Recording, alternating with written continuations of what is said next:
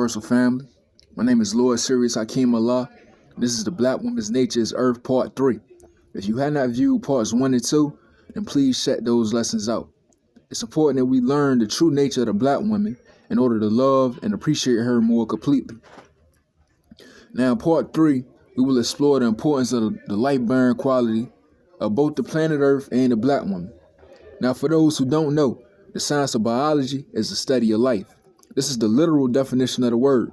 The prefix derives from the Greek bios, meaning life, and the suffix -logy or ology indicates a scientific discipline or a body of knowledge. So the planet Earth and the Black woman's makeup are specifically designed to permit them to function as the bearers of life. They operate as portals for the conscience of God, and they are each the vessels used to birth life's body of knowledge. To study the nature of the planet Earth is to study the conditions needed to support and nurture life. And to better understand the mysteries of life and its origin, you need to understand the biology of the Black woman. According to the latest scientific evidence, the planet Earth has been in existence for about 4.6 billion years. The planet Earth began its formative years like most young Black women. During its adolescent phase, its body still needed to mature and develop before it would be prepared to experience motherhood. The biology of the Black woman is proof that the original woman was born complete, meaning when she was born, she was already equipped with the necessary components needed to reproduce.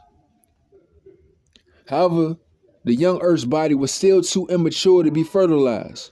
Both the planet Earth and the young Black woman have to undergo chemical changes within their bodies before they can bear life. For the Black woman, this process is called puberty. Most people think of puberty as a stage of life when youth go through physical changes to transition from childhood into adulthood. But a more accurate description would be to look at puberty as a stage in life the body undergoes intense and extreme chemical changes. And these chemical or hormonal changes have such a dramatic effect on the body that physical changes occur. And as a result, the reproductive organs that were dormant are now active. So prior to undergoing these chemical changes, you could not reproduce. But after undergoing these chemical changes, your body has now matured enough to enter the stage of life called fertility.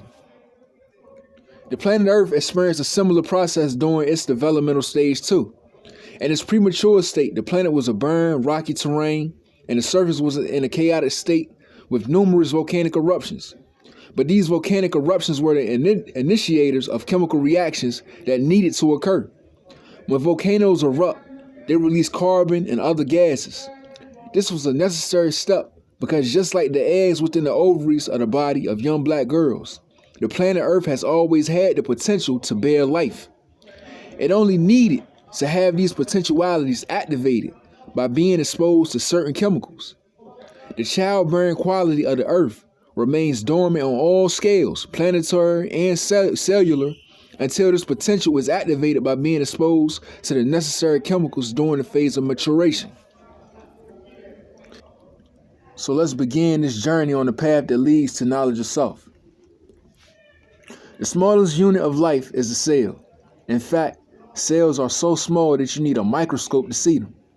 Your body contains trillions of cells, and these cells each have their own unique or specialized abilities that allows your body to function.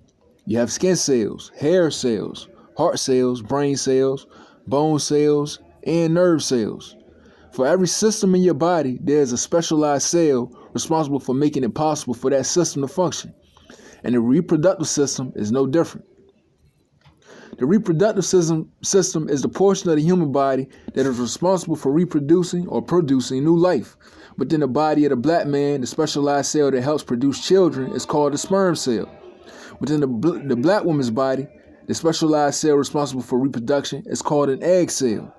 The sperm cell and egg cell are very different in their nature, but their differences actually complement each other and they make reproduction possible. The sperm cell is active and mobile, while the egg cell is receptive and immobile. It is the sperm cell's responsibility to locate the egg cell and unite with it. This divine union is called conception. After life has been conceived, the egg's responsibility is to nurture it, providing this seed with the home.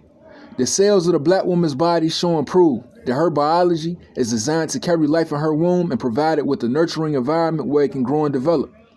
This same natural process is replicated on a planetary level as well. One of the greatest mysteries of life is, what is the origin of life?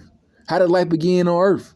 As you'll recall from parts 1 and 2, our ancestors taught that the man represented the sun and the woman represented the moon or Earth.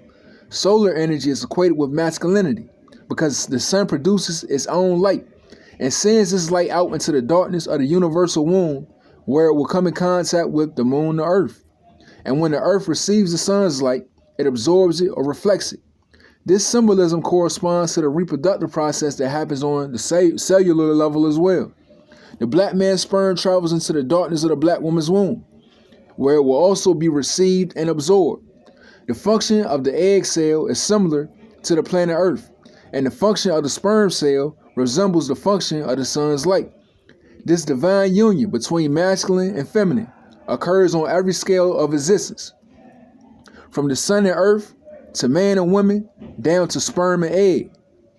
From the celestial scale to the cellular scale, it shows and proves that reproduction is a natural process of life, and it exists from the macroscopic level down to the microscopic level. Ancient blacks taught that this union would produce more stars, which represented children, just as children grow to become adults who reproduce more children. On a planetary scale, stars are responsible for the reproduction of all other celestial bodies.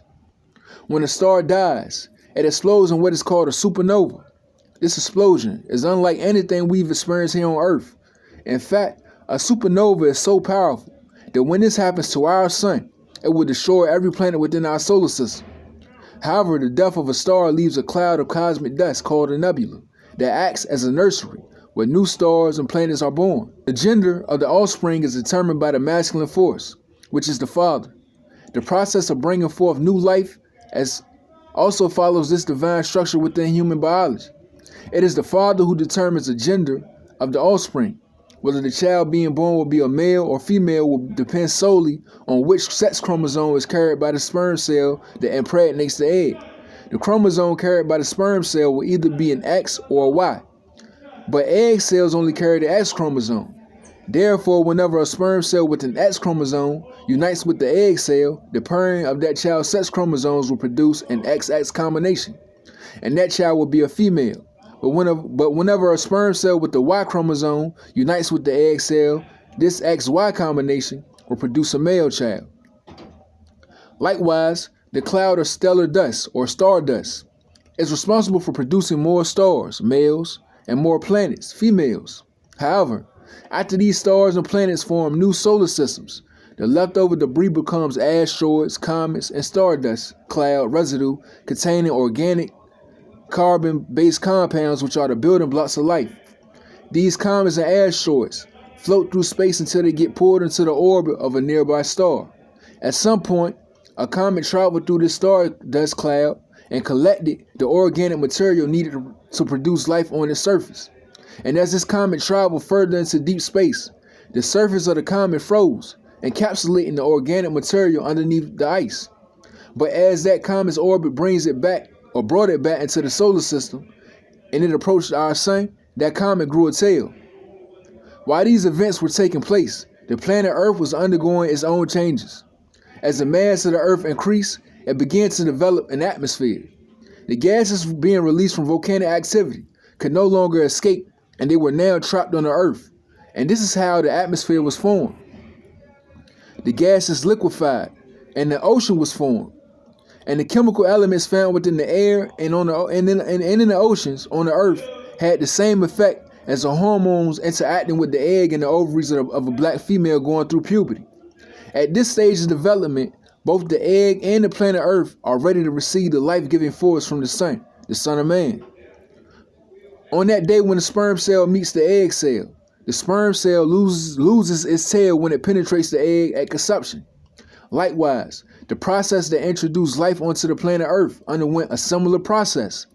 The Earth had been bombarded by numerous asteroids and comets prior to it developing the atmosphere, but after gaining an atmosphere and having its surface covered with water, the planet could now provide the organic material contained on these asteroids and comets with a suitable environment where life could be nurtured and thrive.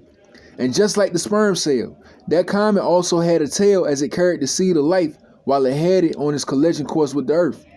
Upon entering the atmosphere and making impact, the comet, like the sperm cell, loses its tail. The debris from this collision disperses the organic compounds that travel as passengers on this ride through space, and they land near volcanic vents on the ocean floor, and chemical reactions form bacteria, which is the first form of organic life on Earth. This is how life began on the planet Earth, and this is why the 5% teach that the black woman is Earth and the planet Earth is the home of Islam, because Islam is an acronym which means I support life as mother. The planet Earth is the original home of motherhood, and it is the birthplace of biological life as we know it.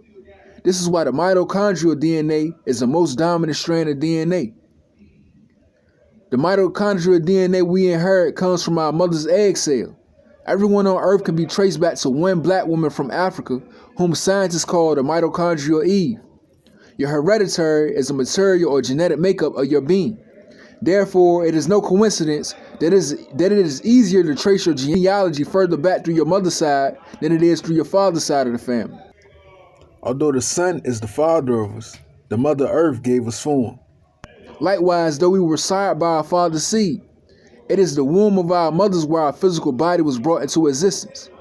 This is why the science of biology is truly an earth science, and why understanding the biology of the black woman is the key to uncovering the mysteries of the origin of life itself. My name is Lord Sirius Hakeem Allah, and I am a black man who unapologetically loves and celebrates black womanhood. You can love it or hate it, accept it or reject it.